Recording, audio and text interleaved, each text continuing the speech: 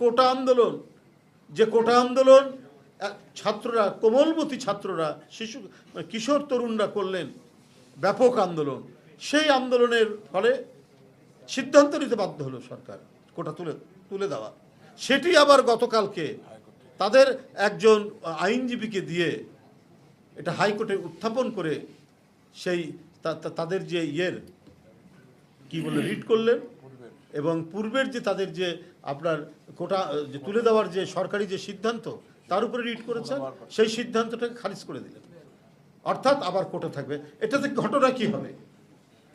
Quota system impose করা হলো, মুক্তিযোদ্ধা কোটা। এই মুক্তিযোদ্ধা কোটার নামে সব আওয়ামী লীগ, ছাত্রলীগ, যুবলীগের ছেলে মেয়েদেরকে সরকারি চাকরিতে ঢোকানো হবে, তারা সরকারি চাকরি পাবে। এইটা হচ্ছে অন্তর্নিহিত বিষয়। এটা অন্তর্নিহিত না, এটাই প্রকাশ্য বিষয়।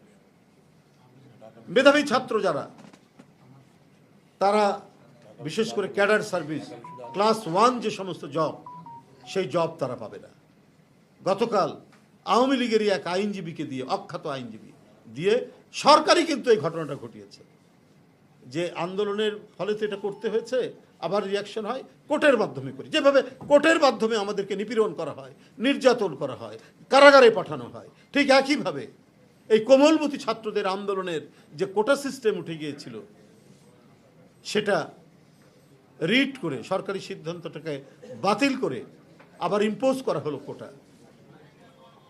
তাহলে এই যে মুক্তিযোদ্ধার কোটা যেটা করা হলো, আর সাধারণ মানুষের ছেলেমেয়েরা যারা 1st, 2nd, 3rd, 4th, 10th যারা হবে, তারা আর কেউ চাকরি পাবে না।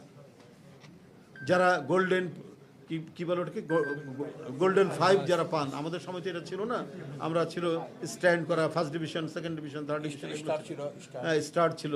এখন এই গোল্ডেন 5, জিপিএ 5 এগুলো এসছে। তো এইখানে যারা ব্রিলিয়ান্ট ছিলেন তারা কেউ চান্স পাবে না। মুক্তিযোদ্ধার কোটার নামে বাবা ছাত্রলীগের সভাপতি ছিলেন, এখন আওয়ামী লীগ নেতা, মামা আওয়ামী লীগের এমপি, খালু আওয়ামী লীগের স্থানীয় নেতা, এদেরকে ঢোকানোর জন্য এই প্রক্রিয়া। আমরা ফ্যাসিবাদের এক চরম বিষ বাষ্পের মধ্যে বসবাস করছি। আমরা যে শ্বাস নেই, সেটা ফ্যাসিবাদের যে বাতাস, সেই ফ্যাসিবাদের বাতাসের বিষ বাষ্প আমাদেরকে গ্রহণ করতে হয়। আর আজকে যেটি শেষ আশ্রয় আদালত, সেটি আইনসঙ্গতভাবে, বা সেটি যে রুল অফ ল এবং বিচার বিভাগের যে স্বাধীনতা, এই স্বাধীনতা নেই, বরং বিচার বিভাগের স্বাধীনতা তারা নিজেরাই উপেক্ষা করে সরকারের কাছে আত্মসমর্পণ করেছে।